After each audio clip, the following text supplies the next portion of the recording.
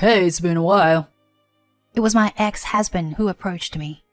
His face was grinning as if he wanted to make fun of me. I heard you sold the house without paying back the loan. That's impossible with your income.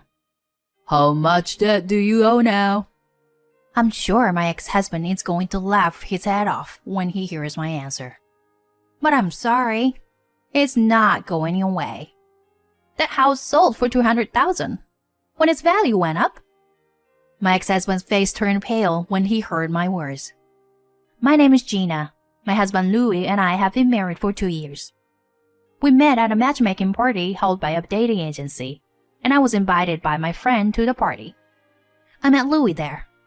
He was an office worker at a company, and he's 2 years younger than me. I had been prioritizing my work, but my parents were worried about me and I started to look for a marriage partner. And he was the same way. His parents also said, "Don't you think it's time for you to get married?" So he joined this party. We felt close to each other because we were both being rushed by our parents, and we got along well with each other right away. We were not seriously thinking of getting married, but since we met each other by chance, we exchanged contact information.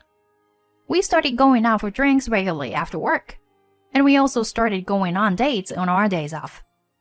Louis and I had a lot in common, probably because we were close in age. So we had a lot of fun together, and I became more and more attracted to him. He also liked me, and we started dating. We continued to date steadily, and after a year of dating, we decided to get married. I was so happy when he proposed to me. Gina, I realized that you had become a very important person to me. So I want you to continue to live your life with me. Please marry me. He gave me a ring. I cried tears of joy when I received it. Yes, I love to. And I accepted his proposal. Then we shared the news to each other's parents, met with both of our families, and got married. Many people at work and among our friends congratulated us on our marriage, and we felt the happiest we had ever felt. Then my husband and I went on our honeymoon. I was thrilled every day with the sweet, newlywed life full of happiness. At that time, I was happy just to spend time with my husband in the same house every day. However, this does not mean that I had no complaints at all. My husband did not do any housework. I never cooked a day in my life. So please do everything for me. When I suggested that we learn little by little, he stubbornly refused. Seriously, I can't hold a knife well, and I don't know how to season food well. It will be faster if you do everything. Besides, I have a job and I work too. Our conditions are pretty much the same. It is true that I tend to come home a little earlier than him, but I still come home busy and tired. I wonder how it feels to have all the household chores done for me. I had such a complaint, but still I did not think of divorce. There are many families nowadays where the wife does all the housework, and it is important for a couple to accept each other's good points and bad points. It is impossible to make your partner do everything the way you want, and if that is the case, it will be better to hire a housekeeper or something. So, of course, there were many hard parts, but my husband never complained even if I brought ready-to-eat foods and enjoyed them. I have been doing all the housework by myself since the beginning of our marriage. We went on occasional trips, went out to eat delicious food with a little bit of extravagance, and made many memories. And before I knew it, 2 years had passed in the blink of an eye. Then something even more exciting happened to us. What? You're pregnant? They said 3 months. That's amazing. Gina, does this mean we're gonna be parents too? Yeah, we'll have to think of a name and everything. That's exciting. Oh yeah, maybe we should build a house. A house? Yeah, house for the whole family. What do you think? It's a good idea, right? Sure. We could build a house for the rest of our lives. Yes. Then let's get ready to build a house. Yeah. Oh, that's right. I have a relative who's an architect. Maybe he can give us a discount. That's a good idea. Let's just leave it to him. Okay, I'll call him. I was thrilled to be pregnant and to be building a house for my family to live in. When I told my parents, they were overjoyed, and my father immediately contacted his relatives. My relative, an architect, was willing to do what I asked him to do. I told my husband about it. Oh, that's good. Well, you should take the lead in the project. I raised my eyebrows at his response. What? Aren't we going to decide the floor plan together? No, I don't know much about that. For the time being, I'm okay with it as long as it's spacious and I have my own room. Besides, your relatives should communicate with you if you were going to design the house, right? I'm not good at contracts. I've thought from the beginning of our marriage that my husband has a terrible way of rejecting things he's not used to or that are new to him.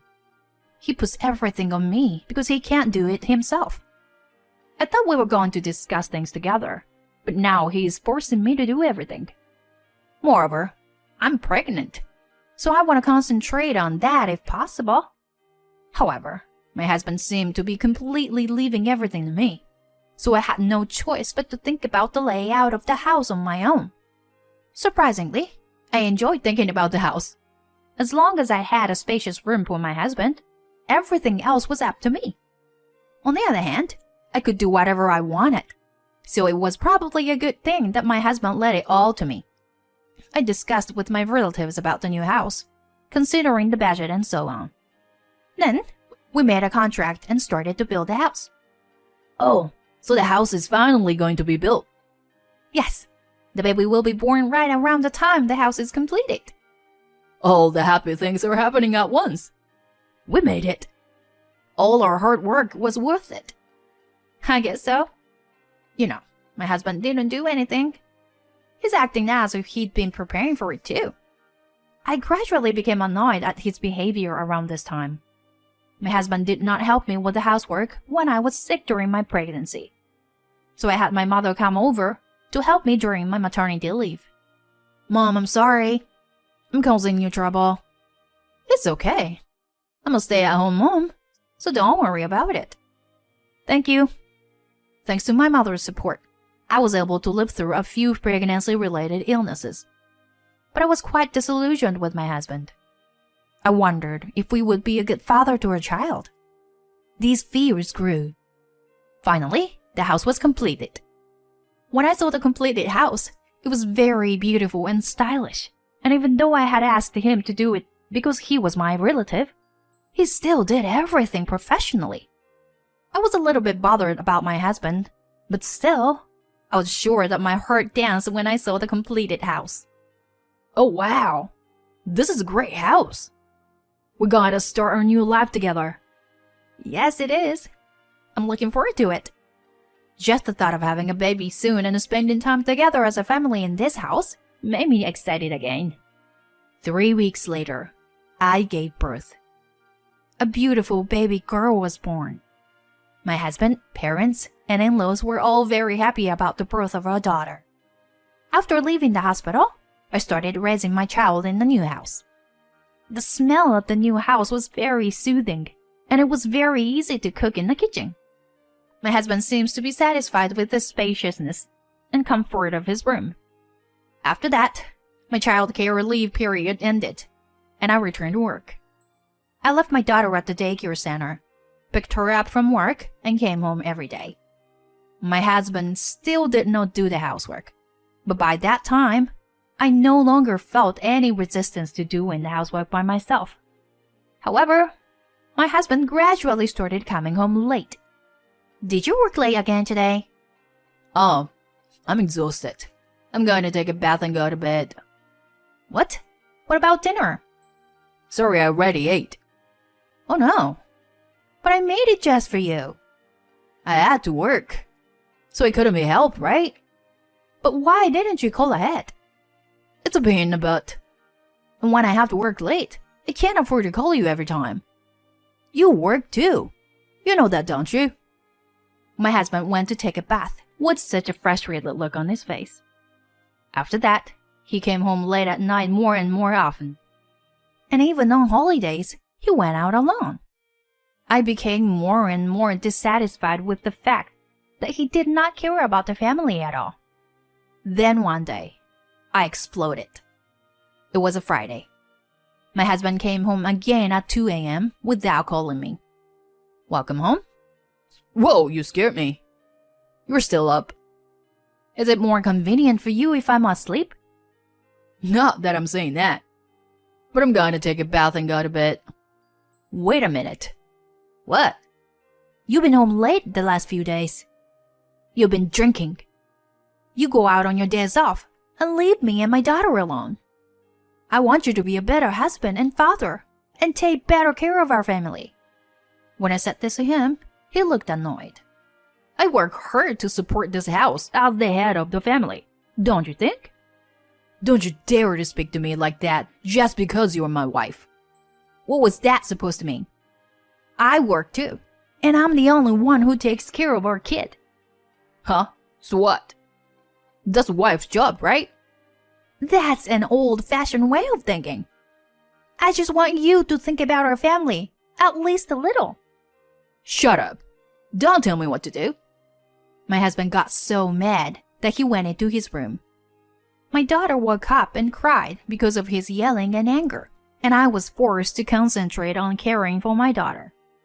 But I'm sure that I was more angry than ever with my husband.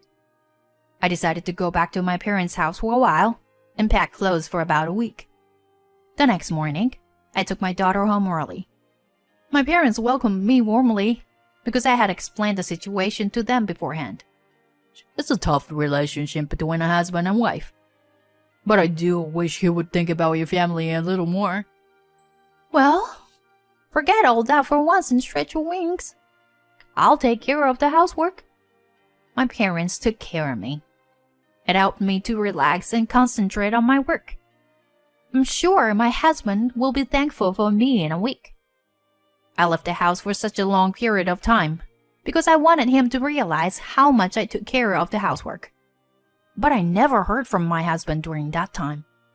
I wonder if he was too stubborn to contact me. At any rate, I went home because I'd been bothering my parents for a week or more already. I wondered how dirty the house was.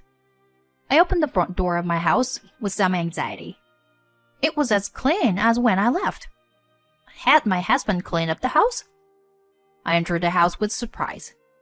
But when I saw what was now on the table, I was absolutely stunned. What? No way! There were divorce papers on the table that had already been filled out. And when I looked at his room, I found his belongings were gone. In short, he had left while I was giving him the house. I called him in a panic. Hey, Louis! Who are you? Huh? I thought I called my husband, but a woman answered the phone. Are you Louis' wife? Yes, but who are you? I'm Louis' girlfriend. What? Louis dumped you? Oh no. You were having an affair?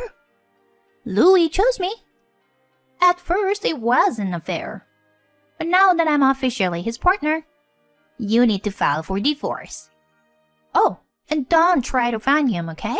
We've already quit our jobs and moved to different places. You have a mortgage on the new house, don't you? And you have to raise your kid. I don't think a mere office worker can cover such expenses. But good luck with that. After saying this, the doctor hung up the phone. I despaired. I had no idea that my husband was having an affair. I was so angry that I couldn't control my emotions. My parents came to see me right away, and as we talked, I gradually regained my composure. My parents were also indignant and wanted to catch them right away, but I didn't want to waste my money on a detective agency to look for them. Anyway, I called my parents-in-law, but they didn't know where my husband had gone, and they apologized profusely. I had many thoughts about my husband, but I decided to forget about him and move on with my life. I filed for divorce and decided to raise my daughter as a single mother. The problem was this new house. The house, which is under my name, is a rather expensive house, and the mortgage is still $4 million, because I had assumed that we would be able to pay for it together. Now that my husband is gone, I have to pay off this loan by myself, which is impossible. It is not realistic when I think about saving money for tuition for my child. So I decided to sell the house. A year has passed since then. After my divorce, I moved back to my parents' house, and with the support of my parents, I was raising my child and working hard. Then one day, I decided to go shopping and was walking around town. I was walking around, and suddenly someone called out to me. Hey, it's been a long time. It was my ex-husband. What are you doing here? His face was grinning so much that he wanted to make fun of me. I just came to buy something for my daughter. I wanted to leave as soon as possible, but he insisted on talking to me. I heard you sold the house without paying back the loan. How do you know that? I want to see if you were still living in the house. But I saw the name on there had changed, so I knew you sold it. Well, you can't afford it. It's better to sell the house, even if it's in red. How much debt do you owe now? That's what my ex would ask me. I'm sure he's planning to laugh his head off when he hears my answer. But I'm sorry, it's not going your way. That house sold for $20 million when land prices went through the roof. Huh? Yes. So we made profit of over $10 million after all that. My ex-husband's face turned pale when he heard my words. No way. You're lying, right? How could you sell that house for that much? That house wasn't bad, but it was just a normal house. Wow, we just got lucky. The relative who designed that house won an internationally recognized architect. That was before you eloped with your mistress, so the house sold for a huge premium because of it. Well, it was brand new and immaculate. Oh no. Then give me my share. Half of it's mine. I'm afraid I can't do that. You left a written note with the divorce papers saying there would be no share. I didn't want to give you a dime of my money. Even so, it's still valid. So I don't have to give you the money I got. Then we have nothing more to talk about. Wait a minute. I'm in debt. I tried to make a fortune in the stock market and failed. And the woman I remarried ran away. I'm so stupid. And that's why you decided to ask me for help? You're really good at what you do. But you dumped me. Do you think I would help you with money? But since you showed your face now, I'll charge you alimony and child support for the affair. Hey. If you come any closer to me, you're going to owe me even more money. Is that clear? What? If you don't like it, don't ever come near my family again. I told that to my ex-husband, and he ran away in fright. I don't expect to get any alimony from him anymore, but I'd rather not have him come close to me and cost me money now. So I taught him this so that he would never appear in front of me again. In fact, since then, my ex-husband has stopped showing up at all. Well, maybe he is so much in debt that he doesn't have any time to pay the bills. But I am already happy and prosperous enough without him, and I don't want to get involved with him anymore. I am going to live happily with my daughter who is growing up, and my parents, and I am going to do my best in my work every day.